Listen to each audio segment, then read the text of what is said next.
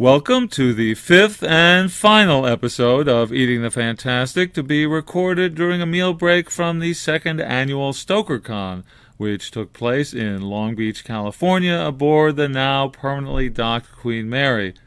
I'm your host, Scott Edelman, and I had a great time there, just as I've always had a great time at cons since I attended my first at age 15.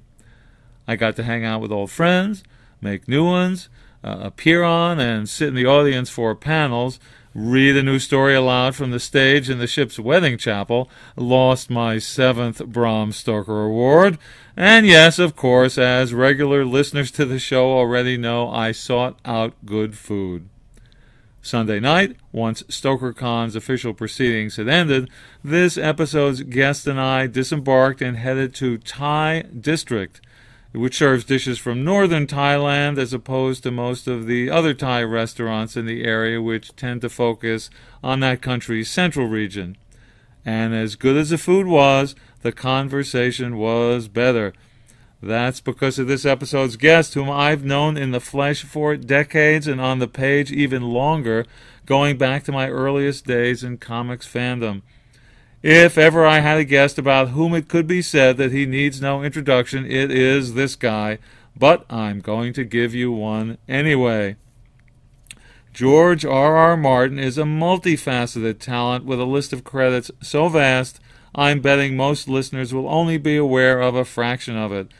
Some of you might know him from the superhero short stories such as Manta Ray Meets the Executioner he was publishing in the 60s in one of the greatest fanzines of all time, Star-Studded Comics, which is where, as a young teen, I first encountered him, or as the creator and editor of the long-running Wild Card series of Mosaic multi-author novels. Some of you may know him better from such award-winning short fiction as Sand Kings and the Pear-Shaped Man, or novels like Fever Dream and The Armageddon Rag, while still others might know him best from his TV work like, The Twilight Zone and Beauty and the Beast, and I know I'm forgetting something here. Oh yes, Max Headroom. So we had a lot to talk about. But before we begin our meal and conversation, I want to remind you that if you enjoy this episode, if you like the previous 42 episodes, if you want to aid my mission of capturing the voices of great creators like George, and perhaps allow me to bring you more episodes more frequently, please visit patreon.com/eatingthefantastic, where you can find out what you can do to help. There are invisible costs to producing each episode, such as bandwidth, equipment, transporting my guests from conventions to restaurants and back, the food I put in front of them to loosen their tongues for you, and more. So if you'd like to cover some of that and perhaps receive some fun perks depending on your level of support, check out patreon.com/eatingthefantastic. If that level of commitment's not for you, though, you can always tip Eating the Fantastic with a one-time donation of any size via paypal.me/eatingthefantastic. I recently had to replace my H4n Zoom recorder after it crashed in the middle of an episode during ReaderCon. Plus, I'll be buying meals for 5 guests during next month's World Science Fiction Convention in Helsinki, Finland, so I'd be grateful for your support. One more thing before you start eavesdropping on me and George at Thai District, and that is, when you think it's all over, it won't be. Because once I returned from StokerCon to Eating the Fantastic's world headquarters, I remembered I'd interviewed him once before, 24 years ago in fact, and I'm going to share with you a snippet from that interview which I think you'll get a kick out of. So hang in for a few more minutes once you hear me say goodbye to George. Believe me, it'll be worth it. And now, pull up a seat and let's eat. One of the things I wanted to start with is you are only slightly older than I am. I was 6 years old when Fantastic Four #1 came out while you were 13. We're not giving away any secrets here. And yet you seem to be as much of a Marvel fanboy as I was back in the day, even though you truly had been reading DC Comics at the time, because the Silver Age Flash would have come out when you would have just, right before you turned 8 in 1956. So am I correct? You've got the Marvel fixation, and if so, Yes. Why did that happen, even though you were exposed to the other stuff early on? Well, Marvel actually drew me back to comics. I mean, I had been reading comics since I was probably like 6 years old, and there were only the DC comics then. There was Superman and Batman at their level, and I was reading them when things like the Silver Age Flash and the Green Lantern, Julius Schwartz created the Silver Age and the Justice League of America. Gardner Fox. Actually, I sort of missed the beginning of that because let me retract here and retell this here. I was a comic fan. I had a lot of Superman and Batman comics, and as well as other comics, kiddie comics like Casper the Friendly Ghost and the other stuff that little kids read. But at a certain point, I started reading science fiction books, and at that point, I decided I was now too old and sophisticated for comics. So I gave away all my comic books. At what young age did this occur that we're talking about? This is prior age 13? Probably like 9 or 10 or something like that. Too sophisticated for comics today. Yeah, so I lost all those. I remember them, like when the Legion of Superheroes first appeared and Mon-El. I had those issues. I read them. But I was too old for comic books, so I gave them away. And I started reading science fiction books. Robert A. Heinlein's Half Spacesuit Will Travel, given to me as a hardcover, really set the hook. And then I started reading. I never bought another hardcover for 10 years. We couldn't afford it, but I could use my allowance for a science fiction paperback. But the spinner rack that had the paperbacks in it was right next to the comic rack. So even though I was now too old for comic books, I didn't buy them, but I would see them. But then comic books started appearing that were interesting to me, like Justice League. So I bought that, and I was now, even though I'd given up, I was being drawn back. And then Fantastic Four came from a weird company I'd never heard of. They didn't even use the Marvel name in those days. They really had no company logo. Right, it might have been Cadence Communications at that time, or one of the many. It just said IND, period, usually in the corners. So, but I saw Fantastic Four number 4, actually. Was the first one I read, which it brought back Submariner. Oh, I could say, the minute you said it, I saw the cover in my head, running with Sue Storm and everything. And, it was great. I mean, I love the Fantastic Four. I've never seen superheroes like them. They had personalities. Nobody in D.C. had a personality. They fought. The Thing was always angry. He didn't want to be the Thing. He was a monster. A comic book with a monster as one of the heroes? It was great. So I got that, and then I started going back and, hunting up the earlier issues. So I did pick up Fantastic Four number 1, 2, and 3 from one place or another. It took me a few years to do that. And, of course, I was buying them when, Amazing Fantasy 15 came out, and Spider-Man, and then all of the others, all of these heroes were introduced not in comics of their own, but in issues of Marvel's mystery comics. Journey into Mystery was where Thor came, Tales of Suspense was Iron Man, Tales to Astonish was Ant-Man, and I picked up all of those, and I became a Marvel fanboy. And I began writing letters to the comics.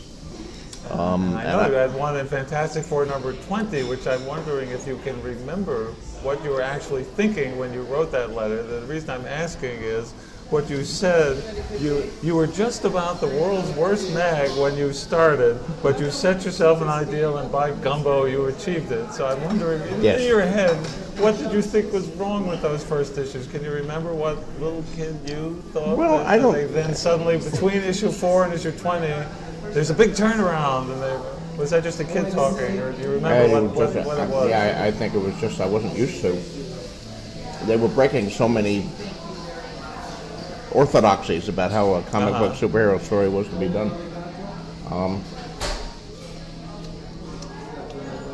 I wrote letters to both Marvel and DC, specifically to Julius Schwartz, who's the editor of Atom and Justice League and Flash and Green Lantern, all the really good DC titles. And I wrote letters to Dear Stan and Jack, or Dear Stan and Steve, Spider-Man and all that. And Marvel printed that letter in Fantastic Four number 20, as you say, and then they printed a number of other letters in subsequent issues. DC never printed any of my letters, which really annoyed me because Julius Schwartz actually gave away original art to anyone who had a letter printed, but he never printed any of mine. Marvel printed a whole bunch of mine, which had good and ill parts of it. I mean, some of the kids in my high school found that letter in Fantastic Four number 20.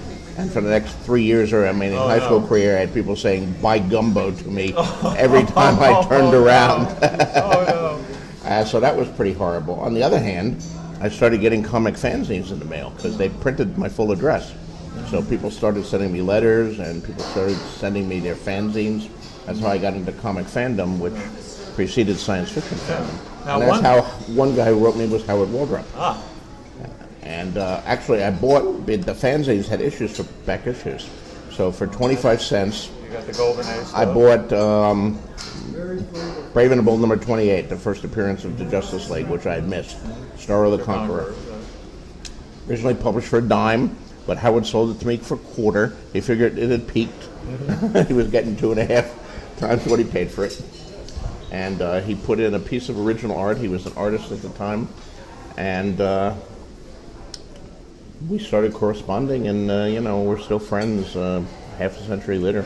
Well, I do want to point out something that my wife, who you may or may not know who she is, because I don't know if we had that the conversation, is Irene Vartanoff, who had 100 letters published in DC Comics over the course of a year and a half, and did end up with a lot of that artwork that Julie Schwartz is giving away, much of which we still have.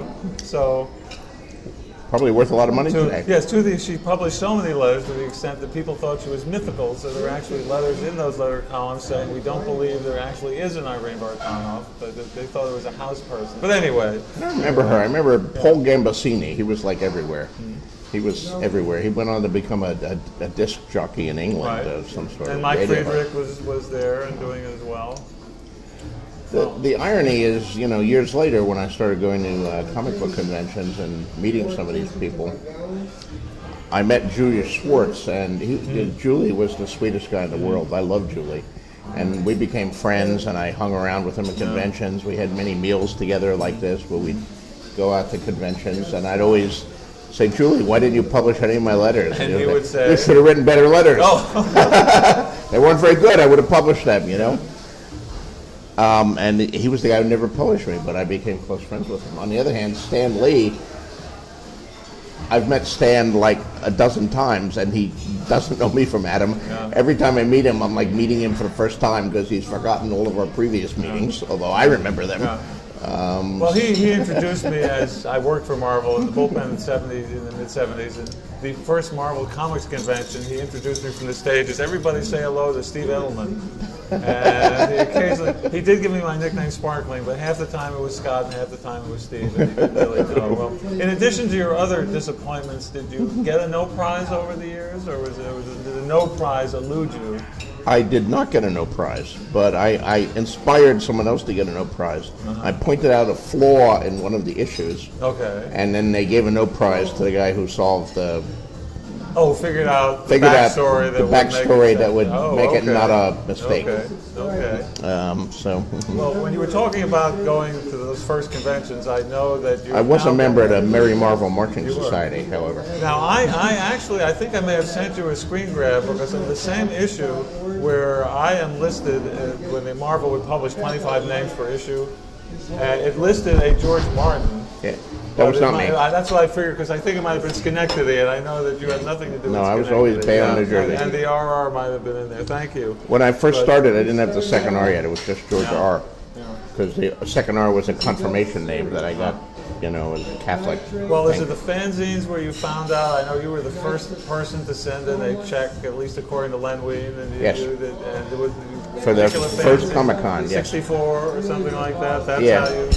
How did you decide to go? Is it you had to go once you just the minute you heard? Well, it was in New York, and I was in Bayonne. I mean, I could get there by a bus ride. It was simple. Our family didn't have a car. We never went anywhere, but I knew I could take a bus, although we didn't often go into the city. And it was an exciting event.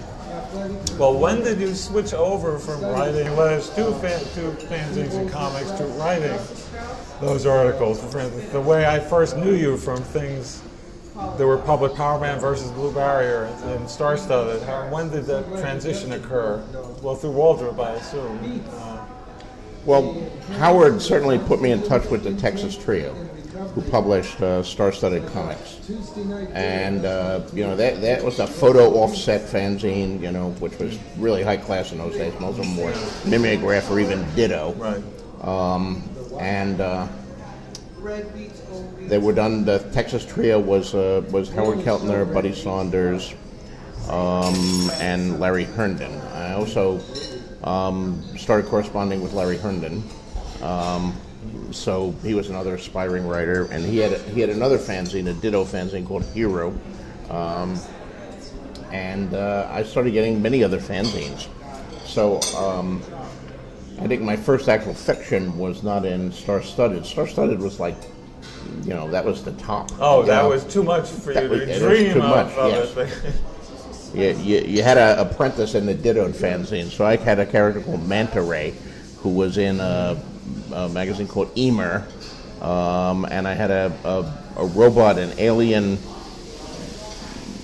robot superhero called Garazan the Mechanical Warrior. I wrote a few stories about him. I missed those somehow. He was like a brain in a jar. I illustrated these too, and it was easy to draw a brain in a jar. I couldn't. Human figures were harder, and Garazan had like all these mechanical suits. Some could fly, and some were like tanks, and he would put on a different body depending on what his challenge was that issue. So I wrote Manta Ray and I wrote Garazan. I don't think any of Garazan's stories were published. I wrote like 3 of them. I hadn't mastered the use of carbon paper, so there was only the one copy, and the magazine vanished. But some of the Manta Ray stories were published. And eventually, my stories were getting enough praise that I could aspire to be in Star-Studded Comics. Did you reach out to them, or did they reach out to you? Do you remember all these decades past? Hey, we like your stuff. Well, I was already corresponding with Howard, with Larry, and he was one of the Texas Trio. He published another of my stories in his magazine, Batwing. That was another ditto fanzine, and I wrote a story called The Strange Saga of the White Raider. He was a superhero on skis. So I thought that was very original. No one ever done a superhero on skis before. He was dressed all in white, and he had skis, and he was on the North Pole, and he had those ski poles. I'd never skied in my life. I still haven't skied. I know nothing about skiing, but he had the 2 ski poles, and one of them was a machine gun, and the other one was a flamethrower. So he could use those poles to push himself along, and then he could give battle with them. Now, were you still reading comics when Jack Kirby introduced the character, the New Gods on skis? Do you remember that one? Was he Black Rider like or something like 20 that? years later. Yeah, that was 72 or something. I don't know. What's interesting about the White Raider, though, in hindsight, is that at the end of his origin story, I killed him. Oh. So I was killing characters even then, which later became my hallmark. In your teenage years, you were doing that. That's right. It was a tragic kind of thing. But so I wrote that for Larry's Batwing. But the Texas Trio at Star-Studded Comics. Did you read Star-Studded? Oh yes. Well, my first convention was 1970, and they had introduced all these heroes that had been created by the trio, Power Man and Power Man, the Changeling was Buddy Saunders' character, Dr. Weird, and they didn't want any of the characters. They said, well, you're a good writer, but we don't want to introduce the characters. We want to develop these characters we've introduced. So you can write stories for us, but you have to use these characters. So I wrote a Power Man story. He had been created by, I think, Howard Keltner. And then I wrote a couple Dr. Weird stories, which was the supernatural, character, which I think that was also a Keltner character. But I think eventually they got the young Jim Starlin to draw to illustrate one of them. Yes, I remember that. My story called "Only Kids Are Afraid of the Dark." Yeah, I remember that. First it was a prose story, but then I got Starlin to illustrate it, and then I deliberately wrote a sequel to that called "The Sword and the Spider," which was written in script forms, and Starlin illustrated that too. and that was published in Dr. Weird magazine, a whole separate, I remember. whole separate thing. Now, of all the awards that you have won over the years, the Bram Stoker Awards, World Fantasy Awards, Hugo Awards, and even the Analog Readers Poll, I am sure that the one of which you are proudest and the most important of all was the Alley Award that you won in 1965 from the Academy of Comic Book Arts for Best Fan Fiction. Take us back to that time when you... I was very excited to win the Alley Award. It was great. They had golden alleys and they had silver alleys and for pro and fan work.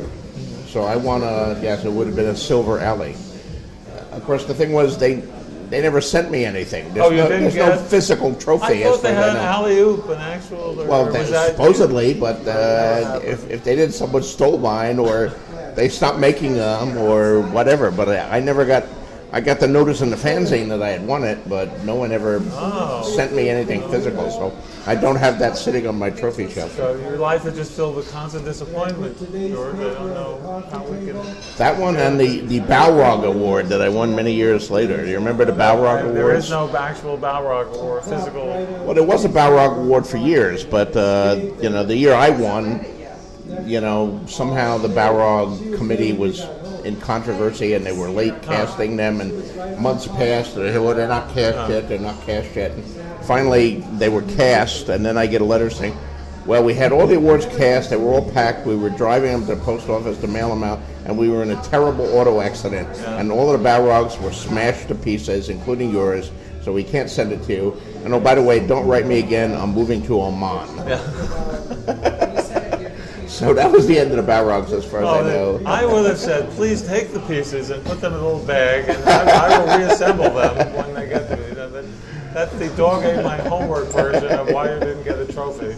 But so when along the way did you say, well, I'm not just going to write these comic book stories, I'm going to try and write actual science fiction stories that don't relate to the fanzines? How did that happen? Well, I started, even in high school, I started writing non-superhero stories. Food is arriving. Food, yes, but in a strange order. I don't know what order we have. Well, I thought that appetizers would come first, but evidently not. Cool. Appetizers. Great. Oh, Yes. wait, did we order this many appetizers? Larb? The larb, yes. Whatever, Here, okay. I'll move this here and that there. Okay. Smells good. Okay. So this is the larb. Yeah, I'm doing the traditional shooting a little photo. These are the drunken noodles here. No. Since we didn't order any alcohol, they're the only drunken things at the table. Did you not order any alcohol? I don't drink, so it's too much fun at conventions watching other people drink.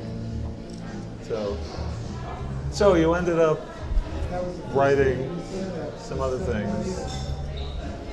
Well, you were in comic fandom at the time, Yes, right? yes. 1970 was the first, not quite as early as you, but I was picking up Star-Studded and then picking up back issues of Star-Studded and buying fanzine. I got into fandom because of Mark Hannerfeld, who you may remember, who did On the Drawing Board a fanzine, and he worked for DC, and they let him do a column, I think starting in 1968, and it talked about fanzines. So I sent off my sticky quarter and got copies of On the Drawing Board and Comic Crusader, a fanzine edited by Martin Rhyme, who unfortunately just passed away in the last month or two. I don't know if you remember another offset fanzine that was quite professional and ahead of its time. But and that's how I find out about the Phil Seuling Con, and my first one was 1970.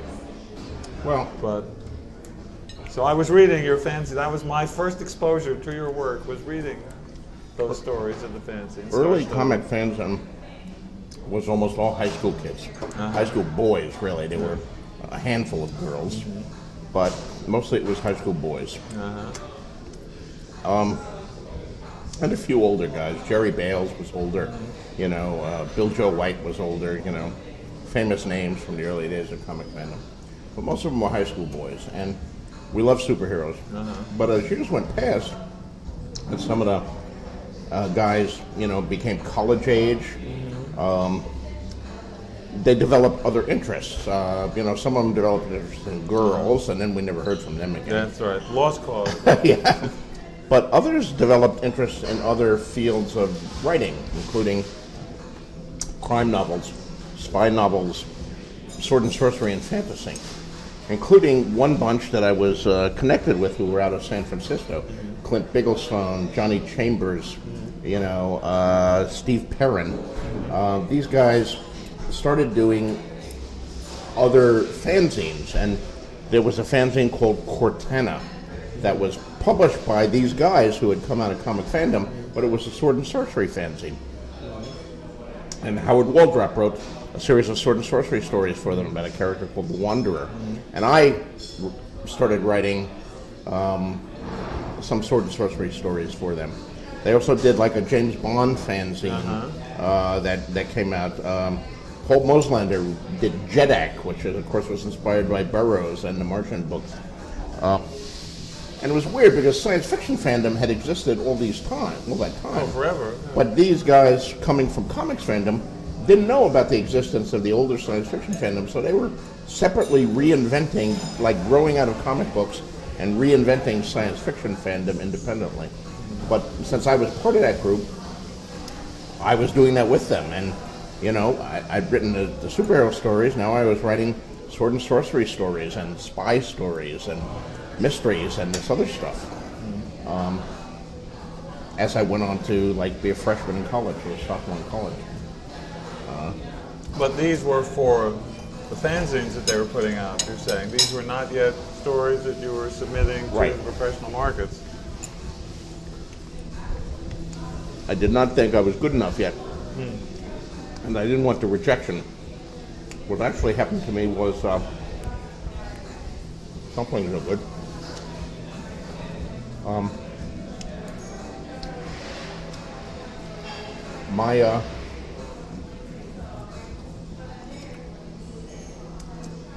My sophomore year, I was always trying to find courses in college that would allow me to write fiction. I took creative writing courses, of course. I was a journalism major. I took a course in short story writing offered by the journalism school. But I also would in my history courses, I would try to convince the professors, well, instead of a term paper, can I write a piece of historical fiction for you? And some said no, some said yes. My sophomore year, I was taking Scandinavian history, and I made that proposition to the professor. Well, instead of a term paper, how about I write a piece of historical fiction? And he said yes. So I wrote a historical story about the mystery of Sveaborg, the great Swedish fortress in Helsinki Harbor in the Russo-Finnish War of 1808 that surrendered inexplicably, and I had my theory as to solve that mystery. I got an A on the paper, but not only did I get an A, but the professor liked the story so much that he sent it out to a professional magazine called the American Scandinavian Review. Wow. And they responded with a very nice letter saying, well, we don't publish fiction, but this is a very nice story. So my first rejection slip from a professional magazine was from American Scandinavian Review. And it was not a form rejection letter, it was a nice letter with complimentary. So I decided at that point, yeah, maybe I am good enough. And I started sending out that story to other markets, all of which, of course, completely rejected it with a form rejection slip. And but I also started sending out some of the stories I was writing for my other courses, for a creative writing course and short story writing course. And one of them, a science fiction story, eventually sold. The Hero, to Galaxy. Now, did the title Hero, you mentioned Hero was the name of the fanzine, that was not in any way an homage to No. the Hero fanzine. No. So how many, before Hero occurred, how many abandoned stories, how many rejection slips, I mean, what was that trail prior to that one? Or were you an easy to the first sale, one of those guys who didn't take very long? I was one of the guys that I didn't get a lot of rejections on the science fiction, on the Hero, I think. But it did take long because, there's no internet in those days. So I was going by finding addresses from Literary Marketplace and all that. and I kept bumping into changes of address and changes of editor. And I wouldn't find out about it until like a year later, because they don't tell you, you know. So I think I first sent the hero to like Fred Pohl at Galaxy. And then I found out he wasn't editing Galaxy anymore, and Galaxy had changed hands, and I had to retype it and resend it out again to Eiler Jacobson, where it evidently got lost for a while, but finally found again. So it actually took like a couple of years. I had another short story, science fiction story that I sent out then that got straight rejections, and I had 2 mainstream stories that I, sent to places like Playboy and Argosy and, all of the magazines that existed at the time that bought non-science fiction stories.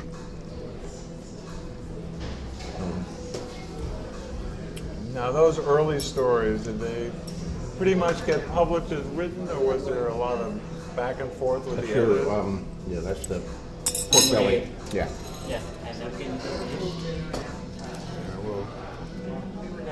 I mean, do you remember back then when you sent those stories in? Were they published as you wrote them? Was there a lot of, change this or change that? Or what were the editors like dealing with on those first stories?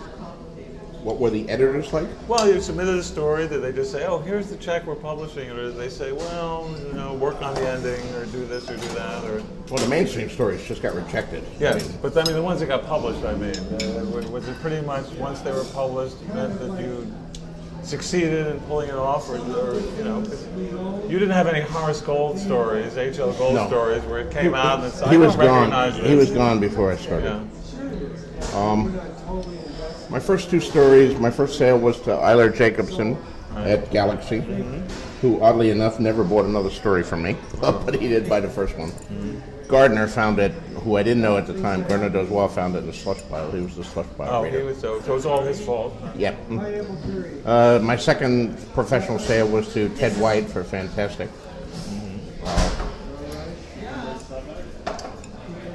It was when I started selling the analog that I started getting notes. I got like 2 rejections from John W. Campbell. And how many pages long were they? Were they simple? I've seen some of the letters John W. Campbell wrote writers. They weren't. One was a pretty standard form rejection slip. The other one was, actually a paragraph. It wasn't a long letter, but it was a personal paragraph referring to the story. So he actually read it, which was good.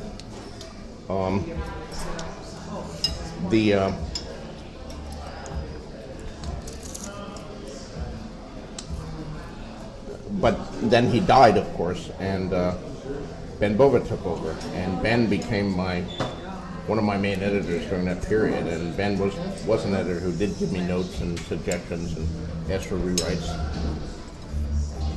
Well, he was a good editor. He was good to work with. Ben was also the editor who rejected my first analog story in 1972, and I don't know if I told you this.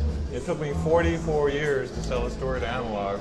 I've been submitting all the way from 1972 until last year, and sold them 2 stories last year. So, meaning the same year you sold your first story, I got my first story rejected from him. But a different path. Well, you were someone who always has a sense of history of the field. I'm wondering, were you aware when you were first selling those stories of the history of Galaxy and Analog? Were they new to you then? No. I was aware of history. Yeah. I'd read Sam Moskowitz's Seekers of Tomorrow. With all the biographies of science fiction writers and so forth. So you were steeped in that and understood what was... Yeah, to an extent. Well, while all this was going on... But it was hard because, without the internet, something would happen and you wouldn't know about it for months or, a long time. And some editor would be fired, a magazine would close up. Someone would die and you wouldn't know. There were deaths I didn't find out about in those early days for months. So while you were engaged in this, what kind of family response was this? Oh my goodness, what is George doing here? While trying to send stories in, was it? Oh well. let him do this? He seems like my he's having a good family time, was, or was it? Did they understand what was? I'm going to get some of these drunken noodles here. If I Not may. really, but those are hot. Be careful. American hot or?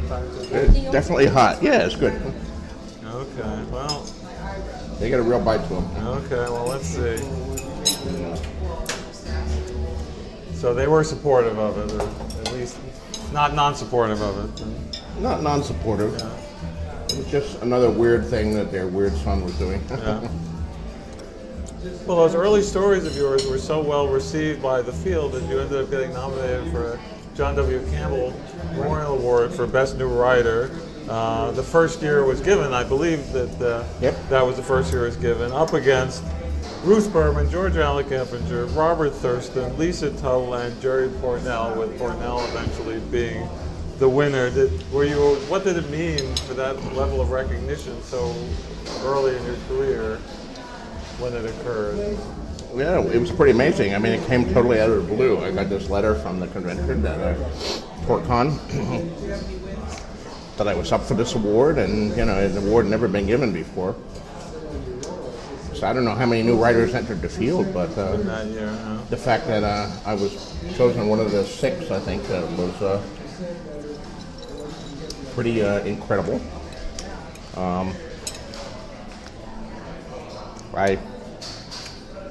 I've always valued the awards of our field, the Campbell Award among them. I've hated the controversies that have hit the field in recent years about awards. It almost seems to me that what happened to me back in '73 is the way it should be. It completely, no campaigning, no saying, here's a list of my eligible stories, certainly no slates or puppies or anything like that. Just suddenly you find out that you were one of the ones picked. It's a very pure and honest kind of thing you can really celebrate. Of course, I didn't win. They didn't publish the votes in those days. For all I know, I finished last. That's true. I mean, Pournelle won, and George Alessinger was nominated, and he finished so close that they actually gave him a special plaque. Oh, they did. The only time that was ever done. That, it was a very close race, and here's a plaque for second place. I don't think we can go backwards, though. I mean, is there any way to return to that pure time? I think we've gone so far. Well, we have. The only way to return to it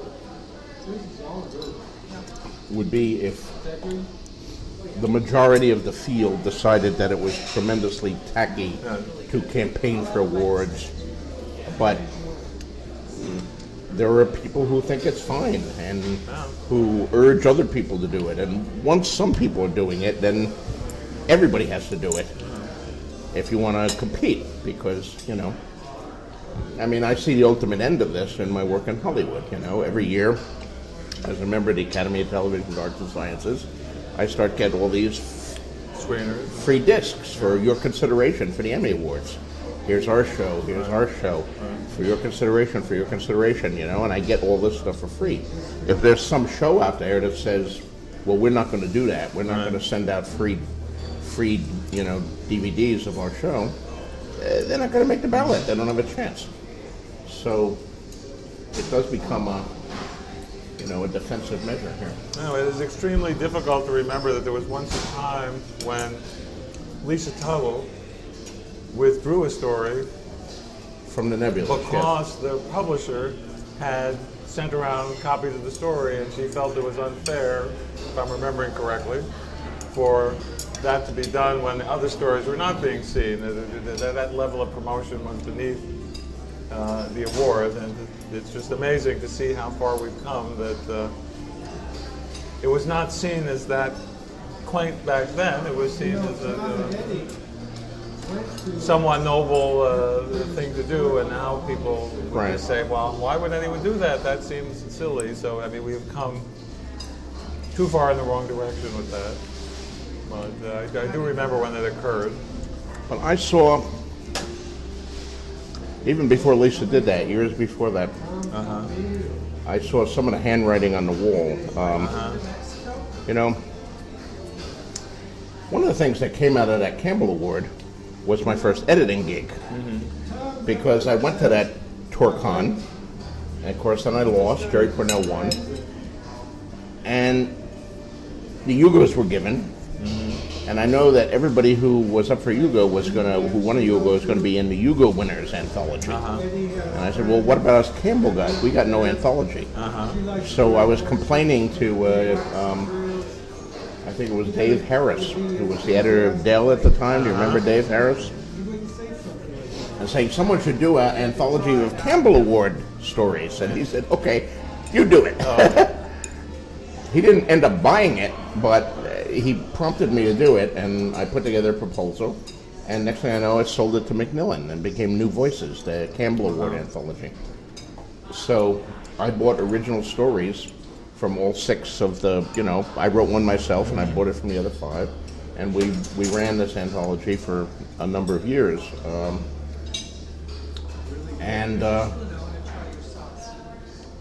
I was going somewhere with that story, but now I've lost my, where was I going with that?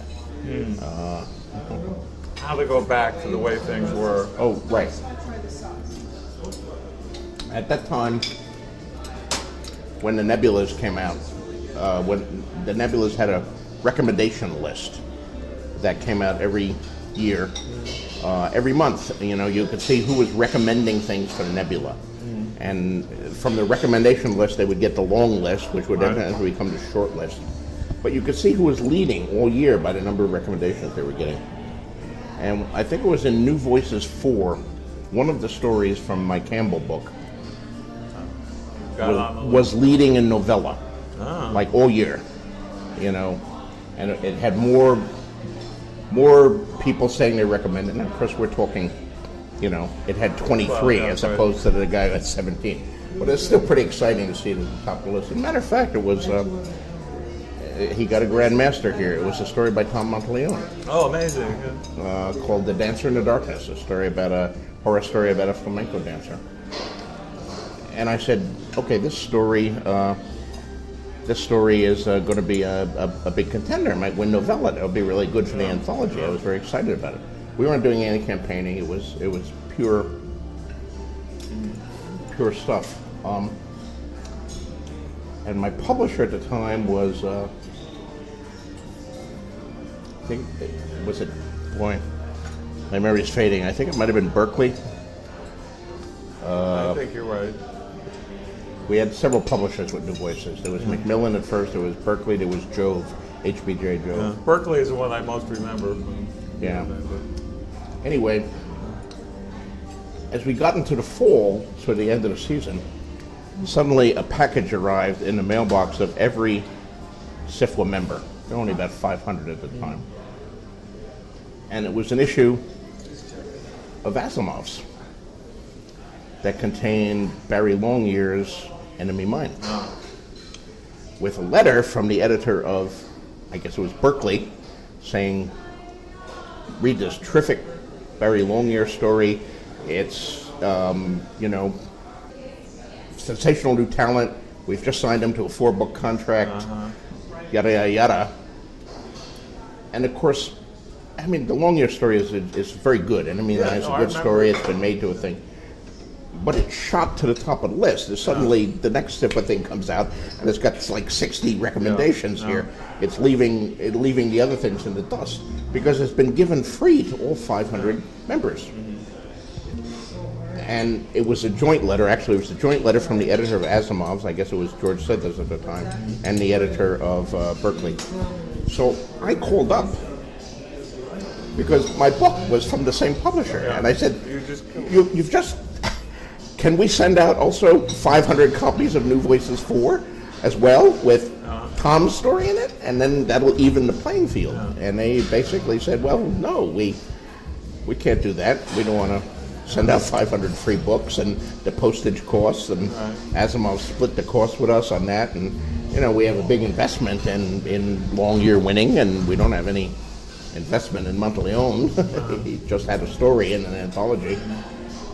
And that was sort of the handwriting on the wall to, Lisa's protest was a few years later, but the minute you start sending out free books or these days it's people putting their novels for free up on websites and stuff like that. And, I mean, how can you have an equal playing field? The moral being there is no going back. Yeah, that is the moral, sadly. No, and there were probably no going back from that point, from the day that happened. No. Well, to veer backward in time, there was a point when you were teaching journalism and looking at that as a career and saying, well, I think I'm not going to make writing stories my career and try and make a living at that. I'm a journalism teacher and got trained in journalism. What was going through your mind back then? Did you just figure, well, this is an impossible thing to... I never thought that. Or... I never thought that. I always wanted to be a fiction writer, but I wasn't making enough money to support myself. And then I got married, and I had a wife to support as well, and to put through college. So I took a journalism job because the spouses of teachers got free tuition, so she could finish her college education. Also, I was young. I figured I had, all the time in the world. Well, speaking of all the time in the world, I gather, if this is not too painful a thing to talk about, I gather that there was the death of the great Tom Reamy at his typewriter that caused you to say, okay, I'm going to do it. I'm not going to wait any longer. I'm dedicating myself. Is that my correct perception of that is correct. What occurred? Tom was a friend of mine. In 1977, he won the Campbell Award. He was 10 years older than me, but he'd been a big fan, a fanzine fan. He'd been the chair of the Dallas in '73 Worldcon bid. Oh, I was a member of that one. And then he started writing, and he was a brilliant writer. His work, he was a horror writer. He could have been right up there with Stephen King and Peter Straub. He was tremendously talented. And he won the Campbell Award for Best New Writer in '77. He was, I guess, 41, if I recall correctly. And in less than a year, he was dead. He was living in Kansas City. He had a printing business with Ken Keller, the two of them together, and also they were publishing fanzines, Trumpet, Nickelodeon. And Tom was writing better and better stories. He completed his first novel, at least in first draft. And he was writing, and one day just a massive heart attack, and boom, he was dead. And that really got me to thinking. If I recall correctly, I was 32 at the time. He was 42. So did I have all the time in the world, or did I only have another 10 years? And if I only had another 10 years, I'd better get on with it. So I decided, to give it a try and go full time and see where it led. I figured I could always go back if I couldn't make a living at it. I could always go back and teach again or do something else again. Mm-hmm. So that was the actual effect of it in terms you started writing more stories full time and sort of stepped away from the journalism teaching and said, I'm going to... More stories written more quickly? I taught at Clark College in Iowa for 3 years. First 2 years I was a full-time teacher. The third year after Tom's thing, I went in and I said, look, I got to write more stories. I don't want to be full-time anymore. But I'll be part-time. I'll teach like 2 classes. I'll be the advisor to the school paper. I'll be a writer in residence. Mm-hmm. And you don't have to pay me what you were paying me.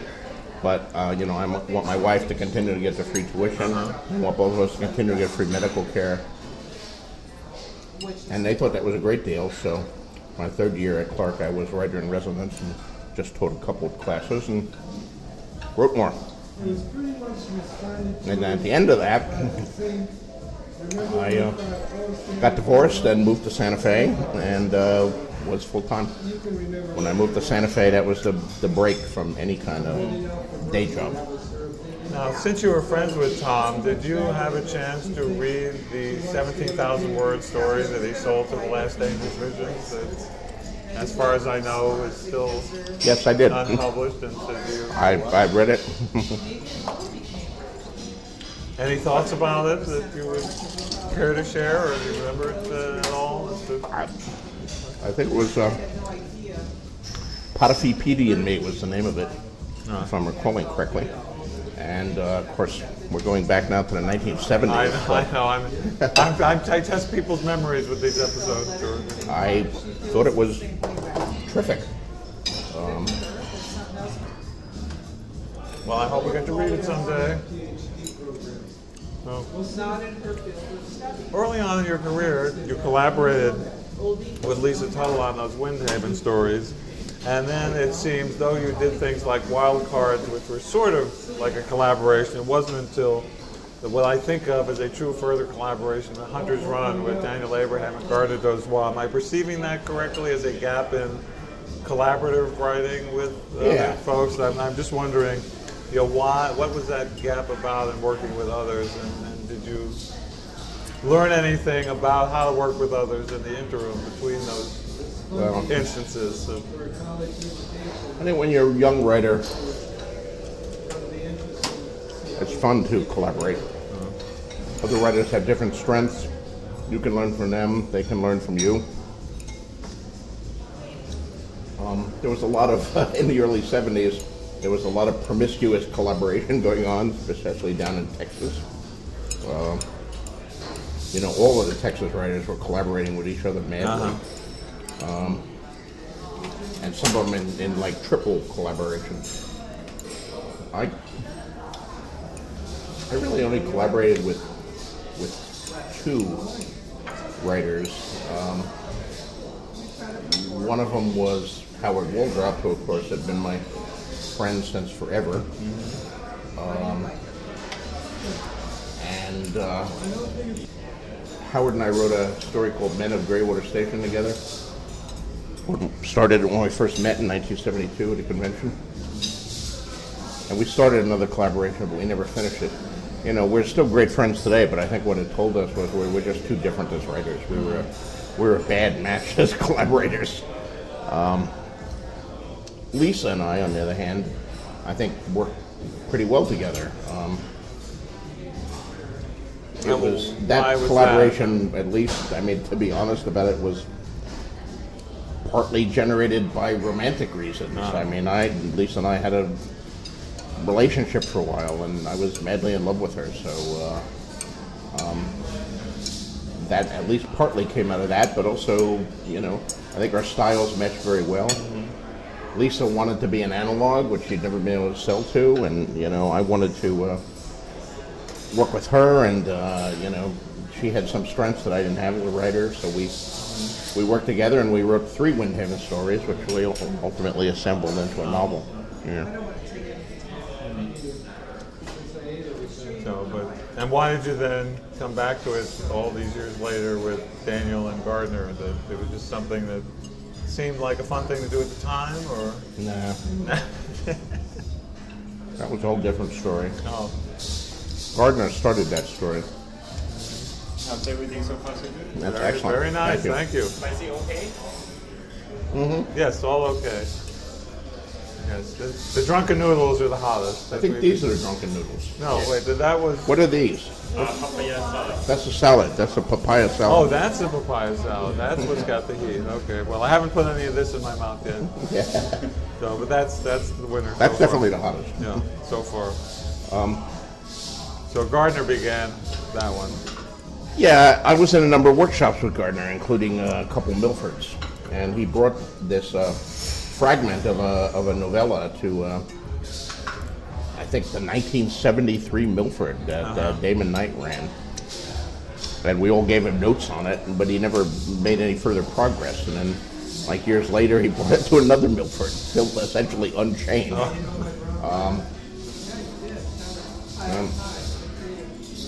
Gardner was stuck on certain aspects of that story.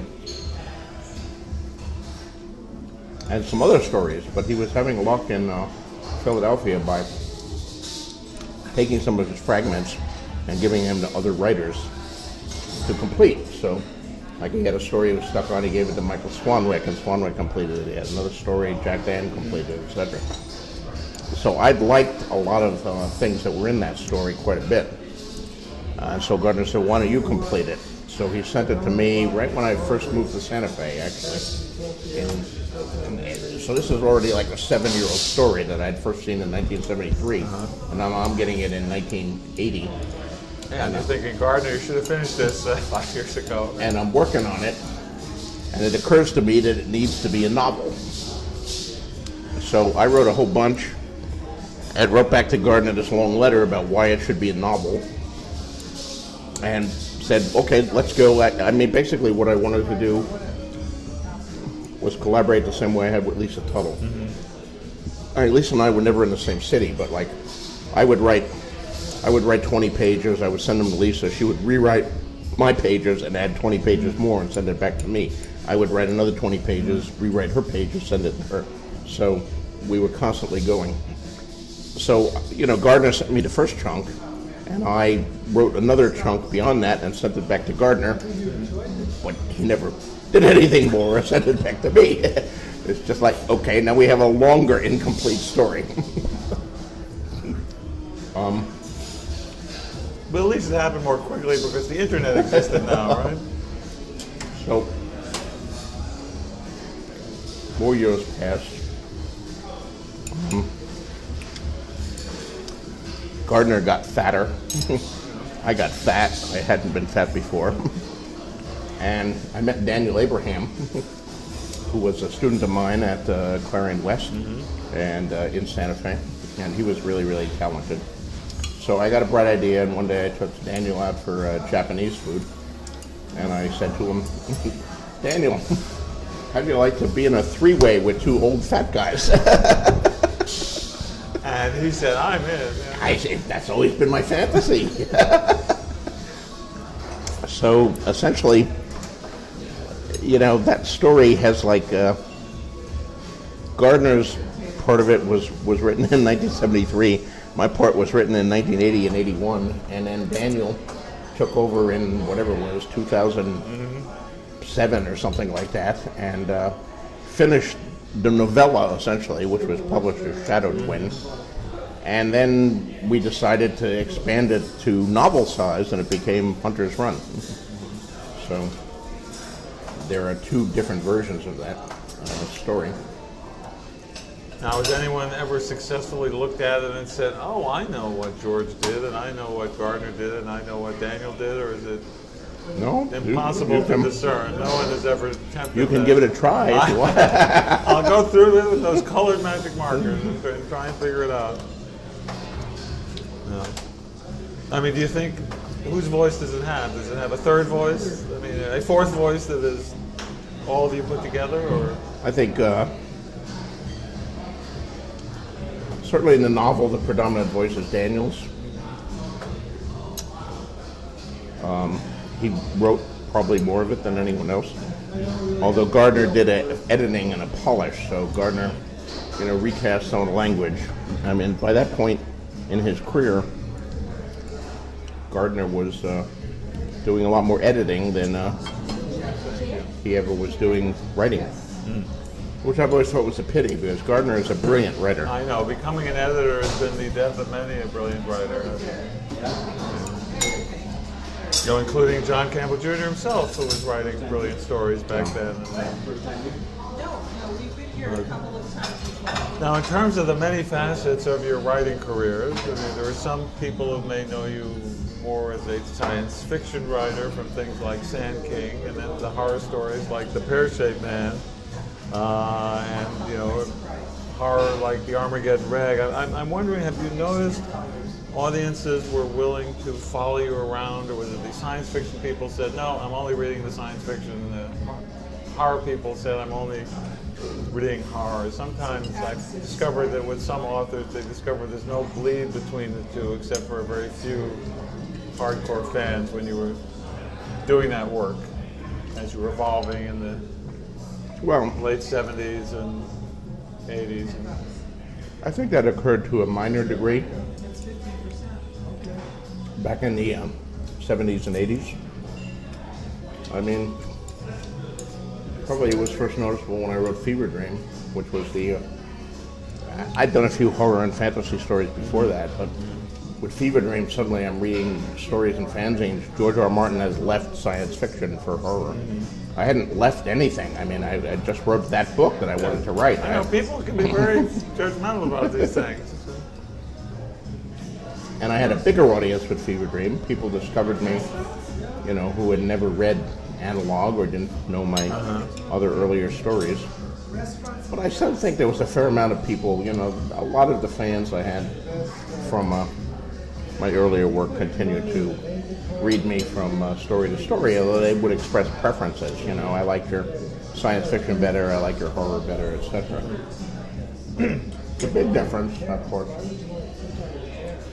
really hit with Game of Thrones and Song of Ice and Fire. I mean, that got me a tremendously larger audience. First when the books came out and became bestsellers, and then when the show came out and the books became mega sellers. And a huge proportion of those readers don't even know that I did anything before that. I mean, there's tens of thousands, perhaps hundreds of thousands of people out there who think that Game of Thrones was my first writing or something like that. I don't know what they think, but they certainly don't cross over to read my other material. Down the pear-shaped man. No, I mean not in huge numbers. Some of them do. Yeah. I mean, the sales of all of my books has gone up, but has gone up to that some extent there. I mean, I once heard Steve Donaldson give a speech about the arc of his career. You know, although he had many, many rejections, it took him a long time to sell the Thomas Covenant trilogy. He finally did and became very, very successful. And then he wrote the second Thomas Covenant trilogy, and it was even more successful. It was mega bestsellers on all of the lists, etc. And, you know, Steve in a speech said, you know, at that point in my career, I thought I had millions of Stephen R. Donaldson fans. And then I wrote A Man Rides Through, his 2-volume fantasy thing that had nothing to do with Thomas Covenant, and he lost like 3/4 of his readers. And then he switched and he wrote the science fiction series The Gap. He lost 3/4 of the readers he had left. And I'm just quoting what I remember from the speech here. And he said, and at that point I realized, no, I never had millions of Stephen R. Donaldson fans. I had millions of Thomas Covenant fans. And, you know, that's essentially the situation I find me in now. I have many millions all around the world of Ice and Fire fans, and some of them cross over to my other stuff, but not all of them by any means. So it's not unknown. I mean, Frank Herbert went through the same thing. J.K. Rowling is going through the same thing, I think. You know, her Robert Galbraith detective books, I think, do well, but they don't do Harry Potter well. So It'll be interesting to see what would happen someday if you get to sit down and write a science fiction novel, the new novel by George, and published from outer space, a space opera or something. And, you know, what would occur? Whether you'd ever want to go there or not, it's just an interesting thought experiment to consider. Well, you know, what would happen with something like that? I pretty well know what would happen. I mean, it would certainly be bought. It would be bought for a substantial sum of money. It might appear on the bestseller list for a week or two. But it won't live on the bestseller list for 5 years. It won't approach the sales of Game of Thrones ever. But on the other hand, I do have the freedom to do that. Yes. And if I live long enough and, you know, continue to write and all that stuff, then I hope I will do that one of these days. I mean, I don't have to worry about paying my mortgage anymore. No. So essentially, I have the freedom to write whatever I want to write. Yeah. And we just have to hope you have a Jack Williamson-length career that will allow for those other things to occur. Right. You know. Well, talking about arcs of career, there are some things as I was looking into what to talk about that I did not realize, having stood on the outside of things for a great early part of my career, that, you know, I love the Armageddon rag, but it's my understanding that the way that affected your career, that it was perceived as a commercial failure, and that's what got you into television, or at least that's what I seem to pick up from. I think we're Do done. you want? Yeah. Okay. You know, you can, You want to scrape the last sure, little? go ahead, go ahead. It was too good to let go. The chicken larb. Thank you. Very well, very nice. So I love the book. So I was unaware of how it was perceived as having considered. Well, it was not only perceived; it was a total commercial failure. Yeah. I mean, if I'd been paid $10,000 for it, it might not have been conceived as such a failure. But I was paid 6 figures for it. It was my first 6-figure advance. My career had been going up and up with every book. You know, I got a good advance because I was part of the boom for Dying of the Light. Lisa, I got more for Windhaven. I got more for Fever Dream, and then I broke into 6 figures with the rag. So it was a steady upward trajectory of a hot young writer.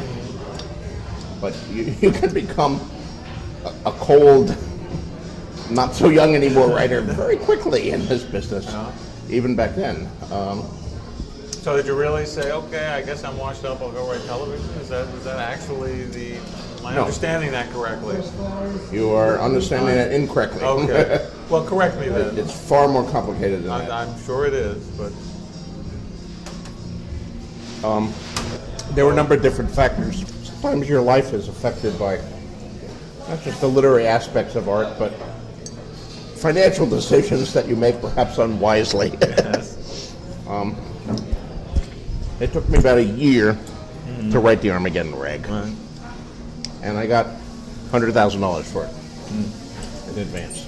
And everybody said it was going to be a huge bestseller. Huh. And so I made the mistaken assumption, I now make $100,000 a year. Something that many writers have a misapprehension about. And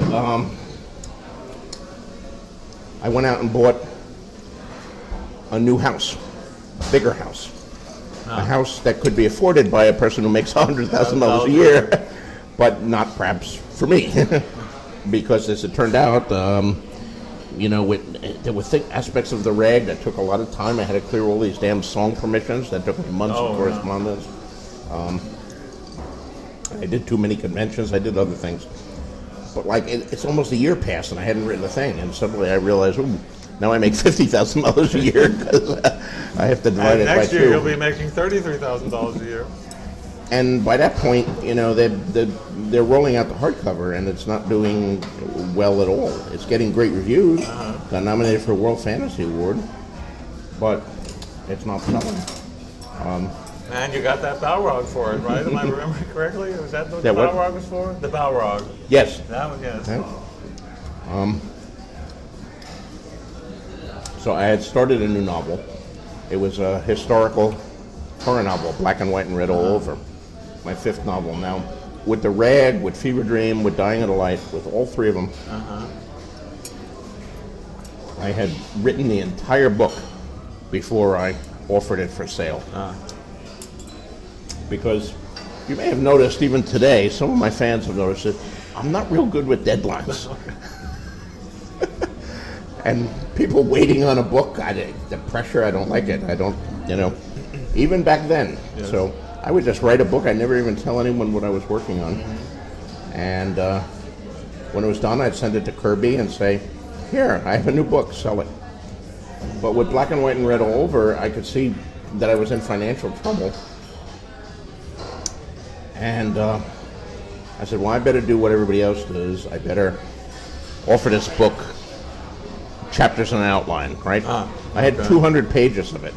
So I sent 200 pages of this incomplete novel that ultimately I projected to be a pretty big, substantial 800, 900 page novel. I sent that out, and Kirby took it out onto the market. We couldn't sell it. At any price. Well, no one made an offer. I knew by that point, by the time we went out, I knew that the rag had failed commercially. And I thought, okay, I'm going to have to take a step back. I'm going to have to take a step back to the Fever Dream level. But Fever Dream had gotten a pretty healthy advance too. No, they didn't take me back to the Fever Dream level. They wanted to take me back to like Under Dying of the Light, you know? They're going to take you back to the star-studded level. Yeah, pretty much, yeah. And in fact, I never actually got an offer for it. I just got occasional things. Well, we might offer for this book if George would be willing, but I wouldn't want to insult him because, kind of things. So,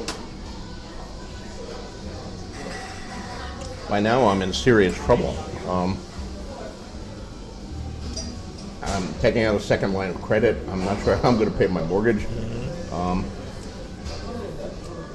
I quickly sold Tough Voyaging to Bain. And I wrote, I had like 30,000 words of tough stories. I had to write another 40,000 to make a book, to make a fix-up.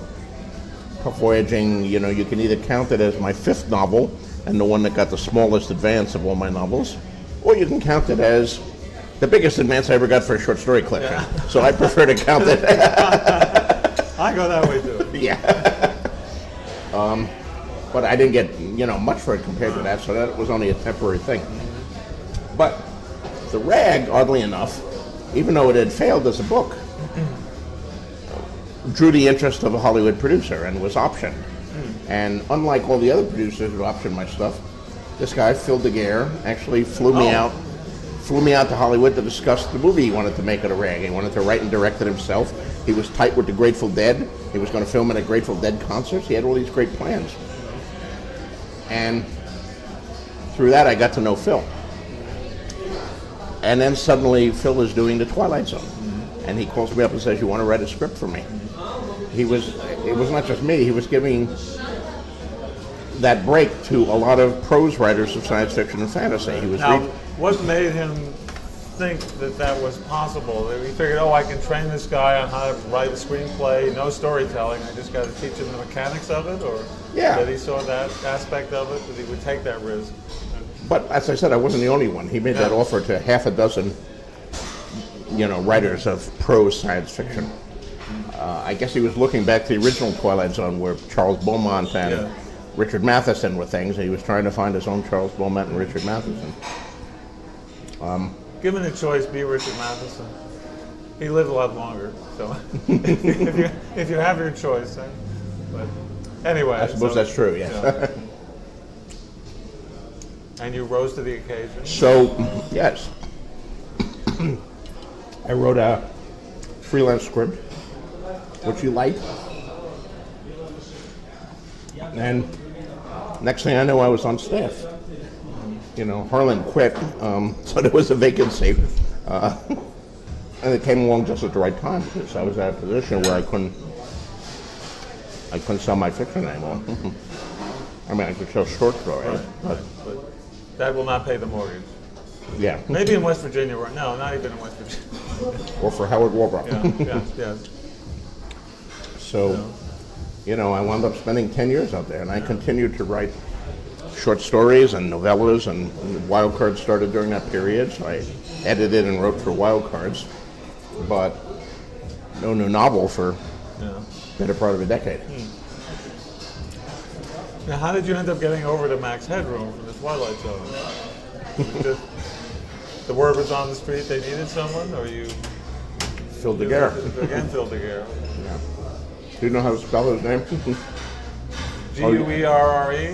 You're not going to write this, actually. No, this is not. No, this is for ears only. Every time I discuss Phil Daguerre in a verbal interview, then I see his name misspelled in the final version. Well, feel free to say many names that people misspell. Okay. Come up with lots of them. But Max Headroom had originated in England, had been extremely successful. They were bringing it over to America. ABC had bought it for an American TV show, but they did not trust the English guys to be able to know how to do American TV, which was different. So they hired. Twilight Zone was running down. It was on its last legs. Everybody knew it was going to be canceled at any moment. So they hired Phil DeGuerre to be the showrunner for the American Max Headroom.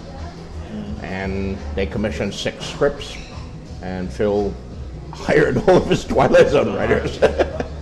So, me and Cassett, Marty Pasco and Becky Parr, Jim Crocker, we all did scripts for Max. Or at least we all did story treatments. In those days in Hollywood, when you did a teleplay, there was a 2-stage process. The deal was called story with option to teleplay.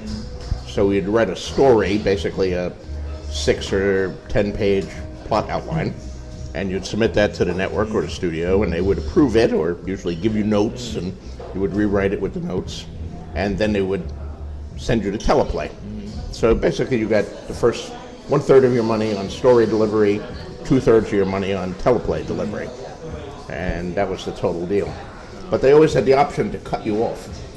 So with the first case of my first Max Headroom script, I was the only one of the 6 who got cut off. They thought my outline was disgusting and offensive.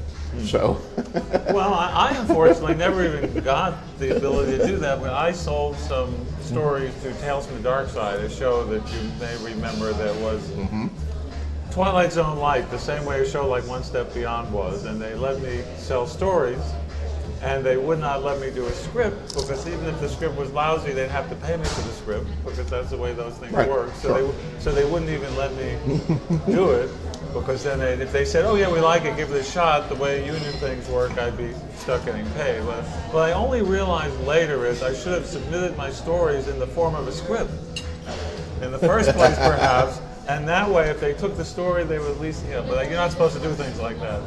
But at least I had a few episodes that way, but I never was even allowed to take a first shot at a script on the ones that I were you submitting, were these published stories or no? Well, what had original happened, stories? This is a very bizarre story. A man who worked at the Village Voice as an assistant to Andrew Saris was actually the story editor for Tales from the Dark Side, which George Romero was involved in. He happened to see a DC comic book for which I had been writing House of Mystery and House of Secret stories, contacted me and said, oh, maybe I like the stories that you're writing, maybe you'd like to pitch some stories for the show. They did adapt from one of my comic book stories into an episode, and then they also took 2 other stories that they had made someone else do the script for the 2 stories I had written, and they were unwilling to allow me to. I always say, gee, can I try doing one of these scripts, and they were unwilling to allow me to do that, but they were willing to listen to the stories that I pitched. I also pitched for the show that had Monsters, which was a spin-off show that they did. And what basically happened to me is the man, I can't believe all these years I'm blanking out on the name of the story editor, passed away. I was having good luck. I think of the 6 pitches I gave him, he had me do 2 of them as stories. A new story editor took over who hated everything I pitched him. And after the first dozen pitches, I said, I'm just wasting my time. I'm not going to bother doing this anymore. But that's far afield from but the idea of the 2-stage system, makes sense to me. Well, here's something else about which I probably have a total misperception, and you can educate me. In comparing your cinematic oeuvre to someone like Joe Straczynski, let's say, I noticed that he has gone afield into non-science fiction things, like doing Murder, She Wrote, for example, and you've stuck to the fantastic. I mean, is this something that is by choice, or just that's the way the chance of your career happened to go? Do you have? I like the fantastic. Yeah. So no one ever said, "Well, we want you to be story editor for Law and Order." Something, some non-fantastic thing along the way. No, I did do a pilot for a medical show, which I've heard of that. was not picked up. A thing called Black Cluster, and normally when you do the pilot and if it goes forward, you're on staff, and sometimes you're the showrunner, but at least you're a writer producer. But by the time I finished doing that pilot, I said, if this one goes to series, lose my phone number. Oh, really? I never want to write another medical show. Oh, no. because, I'm like not a doctor, so I was writing, okay, medical stuff here. Let's talk to a doctor and have him say some really good medical stuff. And I didn't like that sense of not knowing what the fuck I was writing about. Well, weren't some of these Star Trek scripts written the same way? Insert science here. Yeah, but with Star Trek, you can always just say, reverse the polarities, and if we only, put some beryllium in the dilithium sphere, it'll solve the problem. With medical stuff, you actually have to know what you're talking about. I mean, you can't just say, nurse, get me some scotch tape and a plunger. We have to help this guy. Well, I've created a couple of shows and pitch pilots for, non science fiction and fantasy shows. A couple historicals. I love history. One of them political show. But for one reason or another, they haven't gone. Now, there's a TV series that nobody really knows much about yet, which is the Wild Card series that you're going to be working on. I mean, did you ever think when you were, it all was born when you were just doing role-playing games with your friends, and here it is 30 years later, and a couple of dozen books, and now it's a TV series? No, you never know. Yeah. I never know anyway. Yeah. Maybe some writers know. I remember in the early 80s,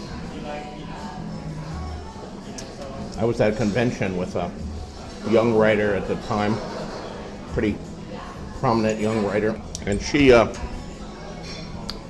showed me this organizer she had, like a 3-ring binder kind of thing with all tabs and color-coded and graphs and charts, and she had the whole next 10 years of her career absolutely mapped out. Wow. What book she was going to write next, and then she was going to 3 short stories, and one in March, one in April, one in May, and then she was going to write this next book, etc. It was a very impressive piece of organizational material, and so first I know she's never done any of it. So I just, okay, I'm writing this story now, and when it's finished, I'll think of what story to do next, and hope that someone wants to read them and someone wants to buy them. Maybe other people can do that. Yeah, I'm going to plan my career for the next 15 years, but this business is too full of chance and happenstance. You never know what the hell is going to happen. Tastes change, genres bloom, genres die, editors die, story editors die, they move to another thing.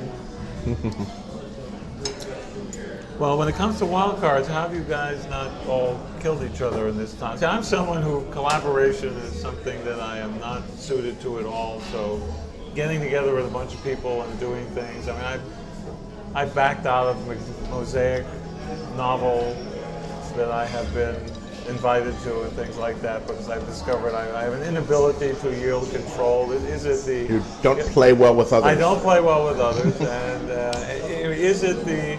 Having worked in television, which is a more collaborative medium, that is allowed you to do that, or to foster basically a multi-decade-long writers' room in which you've allowed people not to hate helps. each other. Yeah, that helps. Because I see it as a difficult process to keep everyone.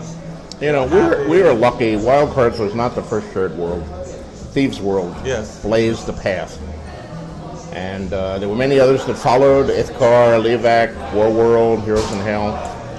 But Thieves' World was the first. Thieves' World was the important one, edited by Robert Asprin and Lynn Abbey. And they didn't know what the hell they were getting into. They just started with a regular anthology contract, and suddenly this thing took off and became huge, selling hundreds of thousands of copies.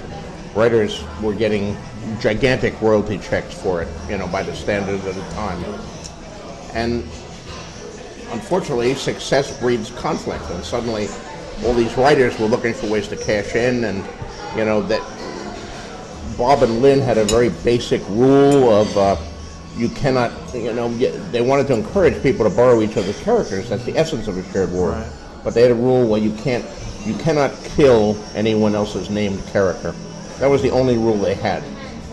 And what happened is the whole thing blew up on them in a dozen different ways. First of all, writers started withdrawing, and because they thought they could cash in and make more of their characters selling solo novels.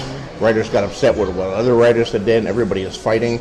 They're obeying the one rule: can't kill anyone else's named character, but they're like raping other people's characters, or they're capturing other people's characters and chopping off all their arms and legs. It's an endless cycle of revenge and writers' egos one-upping. Well, Robert Asprin and Lynn Abbey were both very kind and generous people. And when I started Wildcard, I sat down with them at a convention and bought them a few drinks, and they told me all these stories, and they showed me the master agreement that they had made up post facto to make people sign, which three quarters of the people signed. Oh, okay. But the other quarter just dropped out and said, no, we're not going to, there were rights disputes. What do you do? You're in a shared world and someone wants to make a movie of your character. You just sell it to them? Well, what about the world that the character is in? How do you do that? And they were getting in all these fights about that. The master agreement fixed all that, but some people wouldn't sign it ex post facto when they were already up to book 5.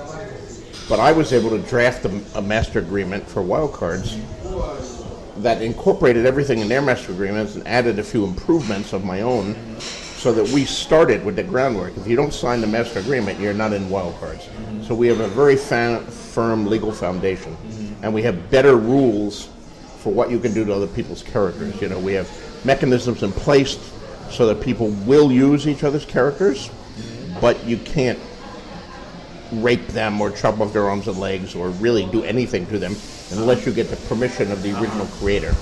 So the two has balanced out, and it's done well, and and also I ask everybody when I recruit them how well they play with others.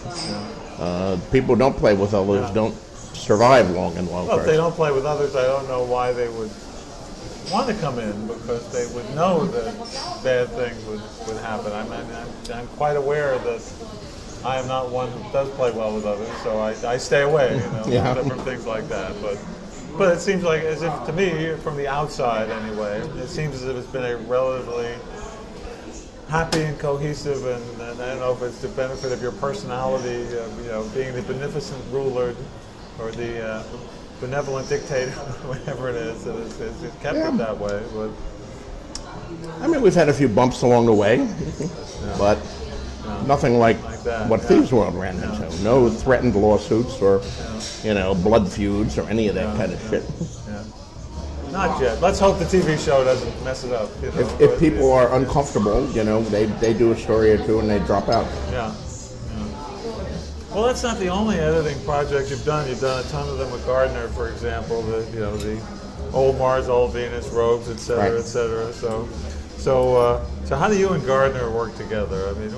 When exactly did you first meet and lead on to this editing cooperative that you have? We met in 1971 at Disclave, my very first science fiction convention. He was working the registration desk when I walked in, and he recognized me. When I said George R. R. Martin. By name, yeah. He said, "I bought your story. I was the slush pile reader at Galaxy." Right. So he was the only guy who launched my career. He was the first guy I met in fandom. Wow. Well, Gardner had been after me. Gardner's been doing anthologies for decades now, and he was always after me to write stories for them. I always had to turn them down because I was too busy with Ice and Fire. And finally, I said to him at one convention, it was in Anaheim, the Worldcon in Anaheim. I forget what year. I said, "Look, I can't write a story for you for these books, but I have some ideas for anthologies of my own. Why don't I can help you edit the anthology. We'll co-edit the anthologies, and that won't, take as much." For me, editing and writing are two different things. They use different parts of the brain, and doing one doesn't interfere with the other. So I figured I could edit with Gardner. And, we developed a system where basically we would do the creative work together. We would select the writers and, look over the stories and give editorial notes. But Gardner would do all of the donkey work. He would prepare the contracts and and cash the checks and pay the royalties and all of that annoying paperwork that I didn't want to have to deal with.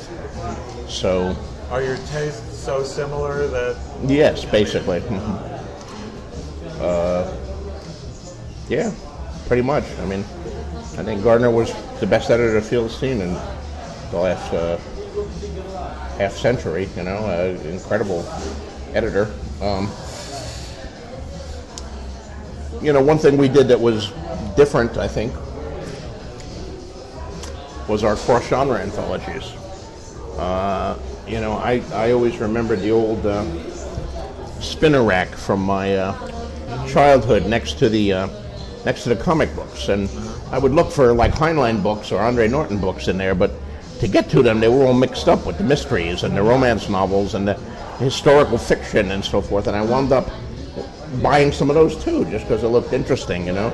Thomas B. Castaigne's historical novels, or Frank Yerby, or, you know, mystery novels by Chandler and you know, Hammett or something like that. And what frustrated me about the modern market is how many people read, you know, they just read in their very narrow things. They're science fiction fans, they come in and go to the science fiction area. They never look at what's in the other areas. Mystery fans go into the bookstore, they go to the mystery fan. So I wanted to do something with a very broad theme. Warriors was the first one. You know, universal template. Let's get mystery writers, science fiction writers, historical novelists, mainstream writers, romance writers, whatever, see their different takes on warriors, and all in the same book, and everybody can read outside their comfort zone and find some great new writers. So we've done a number of those, and those have done really well for us. Warriors, Dangerous Women, Rogues, are the three big ones, I think. We also did Down These Strange Streets and Songs of Love and Death, which are kind of like that, but not quite to the same extent. Now, knowing Gardner as long as you have, is there anything you can share that you would not want us to know? That just between the two of us, aside from, you know, I spent many a night with him shoving jelly beans up our noses, or. Yes, you did. I remember. You were never his equal. No. Well, because he could get the whole flashlight up there. I mean, he claimed, was it Donald Walheim? I don't know what he was telling strange stories, and who knew how much you could believe. But I do remember sitting in a room at a WorldCon with a miniature flashlight and Gardner, and shutting the lights in the room and shoving the miniature flashlight up our nostrils and seeing the glowing skull beneath. I mean, I'm sure you must have had many nights with Gardner like that. Yes, I have. You know. Well, I mean, that is where the cheese doodles really came from, right? Not the pear-shaped man, but from Gardner shoving them up his nose or something like that. I don't know if he's. I'm trying to remember. Has he ever shoved a cheese doodle up his nose? It has all that yellow powder on it. I It's seem difficult. to recall some story. Was it a wedding or a funeral? I seem to recall Michael Swanwick telling a story in which they were at a wedding or something in a church, and something. He looked over at Gardner, and Gardner just turned around and had a cheese doodle sticking out of his nose. That's how I remember it anyway. I don't know.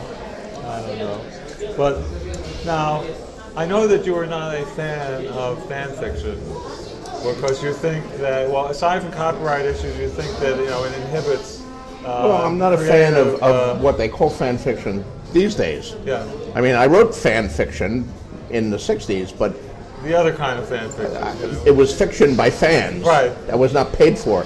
I didn't borrow anybody else's characters. I was inventing a character called Manta Ray. I wasn't writing about Spider-Man, you know. I think is there a last piece in here that you want, George? The pork belly? I'm good. One tiny. I think. Oh, you want? Oh, right. I'll take this. I think this was my favorite dish. The pork belly one. Here, I'm gonna take that one last little piece. There we go. There we go. Now, are we both admitting this is too hot for us? Is that what we're saying? I can take that out. Yeah. Oh, Yeah, I think we're full. I think that. Yeah, that. So, well, also there's the other kind of fan fiction. I remember reading fan fiction that was fiction about the fans. Do you remember any of that? That they would basically write stories, at least in No, comic books. not really. There were actually comic fanzines that they would write fiction about the fans going off to a convention and having adventures and having weird things happen. I don't think I encountered any of that. I think, do you remember Dwight Decker? Was a fan who was a big name fan back in the 60s, and said, I believe he wrote some things like this. So you never wrote any of that other kind of fan fiction when you were a kid, not even to see like, oh, I'm going to sit around and write Superman meeting the Fantastic Four. No. Not even to sell, just because you couldn't buy that, so you did that. So I mean, I don't know how I learned it, but I knew from the very early age that was wrong. copyright violation. I mean, DC and Marvel were very supportive of comic fanzines unless they started publishing Fantastic Four stories, and then they came down on them like a ton of bricks. So no one in fandom wanted to do that. And there's always the distinction, even back then, between fan fiction and fan art. You could do a fanzine, you could draw the Fantastic Four all you wanted. Right. Nobody cared, but do a story about them, Yeah. you'd hear from Marvel's lawyers. Right. I don't think anyone even tried that, I remember. Maybe everyone knew well enough not to do that. I think a few people may have, but certainly the people I was dealing with, Larry Herndon and Batwing and Hero and Star City Comics, the Emer, the San Francisco bunch, they knew better. Yeah. Well, one of the things you've done recently in terms of giving back is you recently announced that you were funding a scholarship to the Clarion Science Fiction and Fantasy Writing Workshop. And one for Odyssey, which I announced. I hadn't heard that one as well. Was that announced? Yeah, it's on my blog just a few days ago. That one. Can you talk a bit to the people who were listening to us chat here about what made you come to this decision to help? Well, it's. I mean, I've done very well, and I have the resources to do this. And I always kept in mind what Heinlein said about you can never pay back the people who helped you when you started, so you got to pay forward. So if I can help young writers by doing this, I never went to Clarion or any of those workshops. There was a period where I wanted to, but I didn't have the money to go to that. And, So I take the sometime out, papaya salad out. Oh, that was nice. You didn't have to do that. It's our own silly fault. Go to media. Okay. I mean, after all, if you tell someone, come hit me in the head, and we do it, then anyway. So you want to just split this here? Well, I was going to pick this up as part of my podcast. Okay. This I won't argue. This is on me. Anyway, the Clarion Scholarship is called the Sense of Wonder Scholarship, and it's for science fiction writers, and not only that, for certain kind of science fiction that I want to encourage, which is, I mean, there's a lot of kinds of science fiction out there, and I've read them all. Utopias, dystopias, epic fantasy, urban fantasy, horror, cyberpunk, on and on. You can name all of these kinds of things. But the stuff that I always loved best was the, starships and distant worlds with strange and exotic civilizations. Space empires and weird aliens. The more colorful and exotic, the better. I mean, Jack Vance is probably my favorite science fiction writer, and no one did it better than him. And that's the stuff I'd love to see more of. So that's what the scholarship is. We call it the Sense of Wonder Scholarship. And then for Odyssey, Odyssey is the only one of the major workshops that gives horror an equal weight with science fiction and fantasy. So that one is dedicated to specifically to Lovecraftian cosmic horror. I call it the Miskatonic Scholarship, because Lovecraft had a tremendous influence on me when I was a kid. I'd always read monster stories, werewolves and vampires and all that, and they're fine, but nobody ever scared me like Lovecraft did. Original horrors, that I'd never encountered before, and this absolutely chilling view of a hostile, uncaring, and in some cases malignant universe filled with monsters, for lack of a better word, that I'd never encountered before. You know, there were no rules for dealing with Cthulhu, like, you know, a silver bullet to get rid of a werewolf, or garlic and a cross to handle a vampire.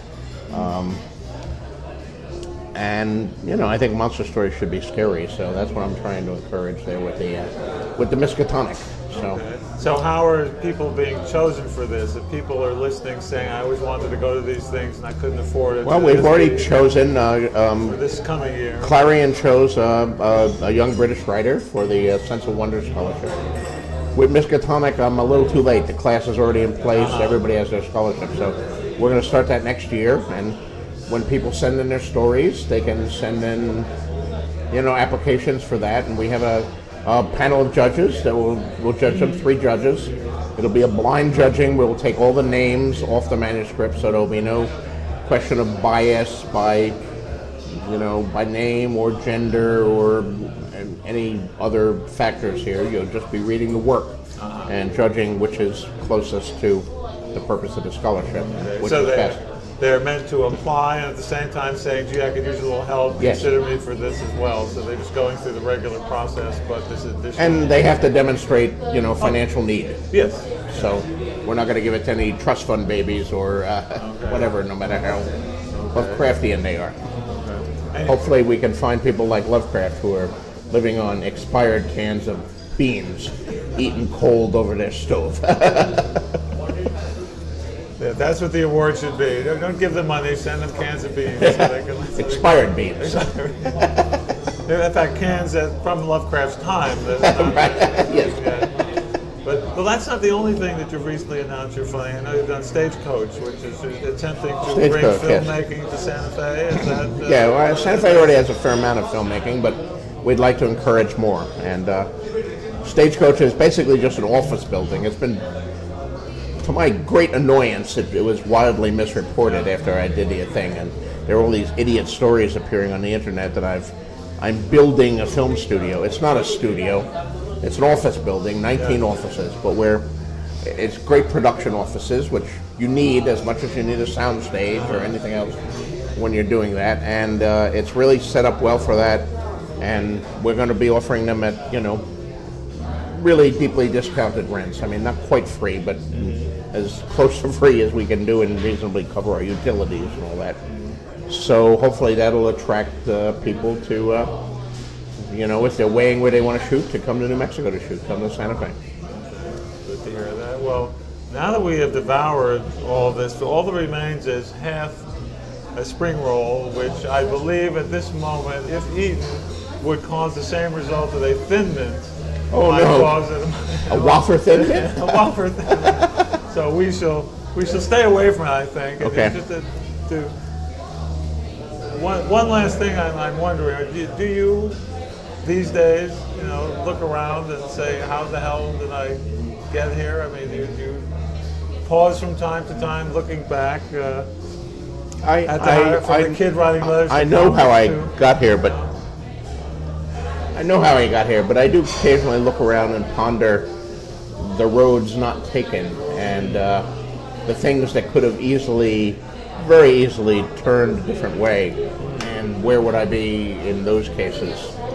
I mean, I look at when Ben Bova retired. When Ben Bova retired from Analog, he went off to edit Omni. Stan Smith took over, yes. Harlan Ellison, for whatever reason, completely unprovoked, decided I should be his successor. Ben Bova's successor. Harlan decided you should take over Ben Bova, okay. Harlan told me to apply for the Analog job. Yes. He called me up on the phone. Harlan can be persuasive, as you may recall. Oh, yes. And, you know, after an hour with Harlan on the phone telling me only I could take over Analog, he persuaded me, and I sent in an application for the job, and, you know, Harlan called and wrote and told them that I should be hired, and yada, yada. And, you know, for a month or so, I had this vision dancing in my head. Oh, I'm going to be the new editor of Analog and the successor of Ben Bova and John W. Campbell, and what am I going to do with the magazine, and, you know, how am I going to change it, et cetera, et cetera. Well, of course, they hired Stan Schmidt. They didn't even interview me. But But I often think, well, what if they had? What if I had been hired to be the editor of Analog in 1978 or whenever it was? How different my life would have been. I mean, would I have been Stan Schmidt and be there for the next 40 years? Or Gardner? I think in temperament, literary taste, I'm closer to Gardner than Stan. Probably you should have had Asimov. Right, yeah. It would have been a very different Analog under my editorship, but then I wouldn't have written all these stories, and then I wouldn't have gone to Hollywood, and then I wouldn't have written, it was 78. I mean, at that time I'd only written one novel, Dying of the Light. I hadn't written Windhaven yet. Lisa and I had done some short stories. I certainly hadn't written Fever Dream or Armageddon Rag or Game of Thrones, so all of those things would have gone by the wayside. So that's an interesting, well, what if that had happened? Another one, of course, is the apex of my Hollywood career. After 2 years on Twilight Zone and 3 years on Beauty and the Beast, I entered a phase of my career where I was doing pilots and trying to get a show of my own going. I wrote a half dozen pilots. The one that came closest was a parallel world show called Doorways. I'm one of the few people in the world who've seen that. I interviewed you back in the... I interviewed about that back in 1990, 4, 6, something like that. And there was a period in 1992, 93 where we really thought Doorways was going. I mean, ABC, network I did it for was ABC. They loved it so much, they commissioned 6 backup scripts, which is, in time, that's really unusual. Usually, if they haven't put it on the air yet, maybe they'll commit 1 or 2 backup scripts. So then if you go, you have 3 scripts. They commissioned 6. So I spent half a year hiring writers, developing these scripts, having the scripts rewritten, rewriting and polishing the scripts.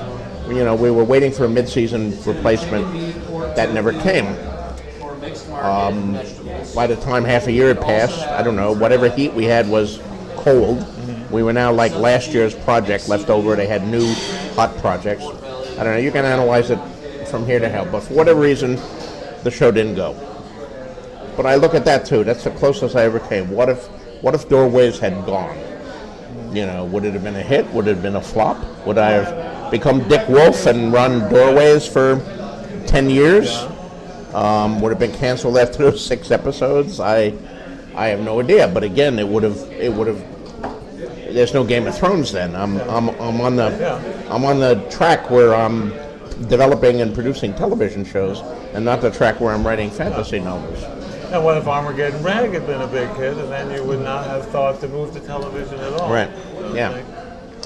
So. No, I know we're done. We're Yeah. done. We can take this. Thank you. I mean, Armageddon Rag is a big hit, and then you would not have gone to the Twilight Zone. That Right. whole aspect would not have occurred as well. So,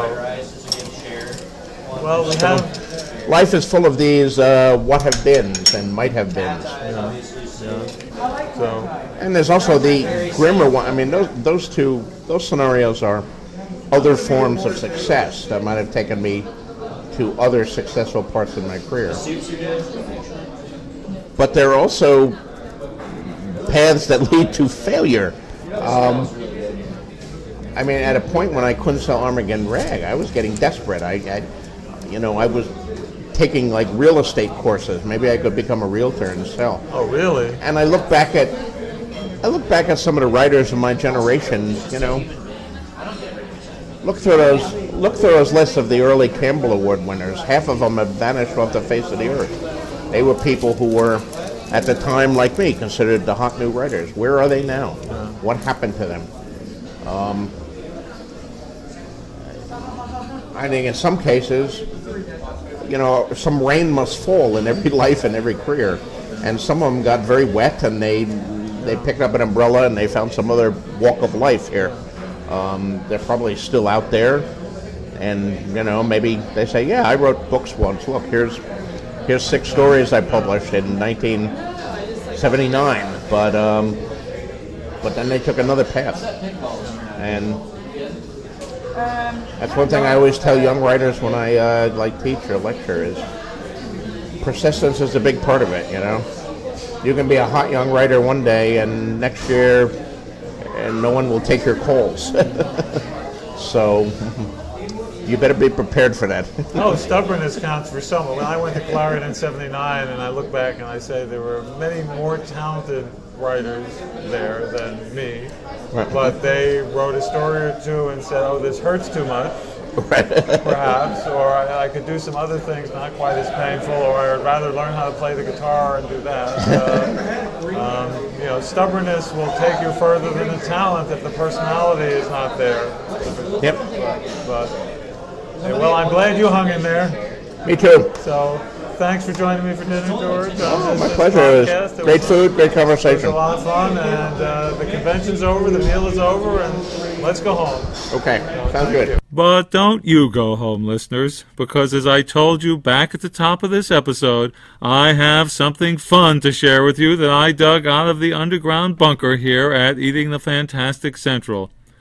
Before doing that, though, I want you to know that if you'd like to keep up with future episodes, head on over to iTunes to subscribe, or by using the RSS feed, which you can find by going to eatingthefantastic.com, where you'll also find a photo of George, as well as pics of what we ate during that meal in Long Beach at Thai District.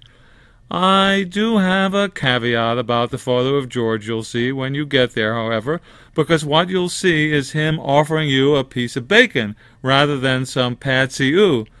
Why? Well, that's because this photo, unlike every other Eating the Fantastic photo of every other guest, was not taken during our meal and recording, but later after we'd parted and returned to our respective homes. See, with George having become such a recognizable figure due to, his connection with the Max Headroom TV show, I guess, he can sometimes get swarmed by fans when out and about, and I was trying to protect him from that. Not wanting to be the cause of the hounds being unleashed, I skipped my usual on-site record intro. I tried not to even mention his name aloud while recording so as not to attract attention, and I never lifted a camera or iPhone to snap a shot when he was across from me. I thought putting out a nothing to see here vibe would protect him from being recognized, and so failed to snap a photo on site. Of course, all my efforts ended up being for naught, and he was recognized, and I was distracted by quite a few of the other diners as we were leaving, which is a story for another time. But the end result is I took no photo during our dinner, and so the image which illustrates the post about our episode instead features bacon from one of George's later breakfasts back home. I do hope you'll understand. But about that 1993 interview I was teasing you with earlier, and which I referenced near the end of our meal, I was able to locate the cassette tape on which I recorded a phone call with George while he was working on his show Doorways, which we were covering in Science Fiction Age, a magazine I was editing at the time. I was pulling together a sidebar to go along with a longer article about a set visit one of my writers had made, and as part of my conversation I asked George how he decided whether one of his ideas was meant for television versus prose, that is, a short story or a novel. Here's what he told me about his decision-making process and how it applied to a project he was working on almost exactly a quarter of a century ago. Sometimes for marketing reasons, and some other times for aesthetic, literary reasons. Certainly the market reasons are predominant. Like I have a fantasy novel I've been working on off and on for a while. It clearly has to be a novel. There's no, I could sure develop it as a 12-part miniseries, since it's very large and involved with a massive cast of characters set in a high fantasy setting. But nobody would buy it and nobody would produce it, so it would sort of be a waste of my time to write it that way. But writing as a novel, there's a market for that. Gee, I wonder whatever happened to that project. I do sure hope we'll all get to find out someday. To keep up with all things George R. R. Martin, visit him at grrm.livejournal.com. If you have any comments on this or any other episode, reach out to me at scott@scottedelman.com or over on Twitter at Scott Edelman. And if you have a moment, please rate Eating the Fantastic on iTunes and like us on Facebook to help others find the show. And one final reminder, if you have a moment, please check out patreon.com/eatingthefantastic to learn how you can help me bring more episodes of this show to your ears more frequently. Until next time, when you'll get to hear my chat at Pittsburgh's now shuttered Conflict Kitchen with the Hugo, Nebula, and Theodore Sturgeon Award-nominated writer Brooke Bolander, whose Our Talons Can Crush Galaxies was one of the most talked-about stories of the past year. This is Scott Edelman, and you have been Eating the Fantastic.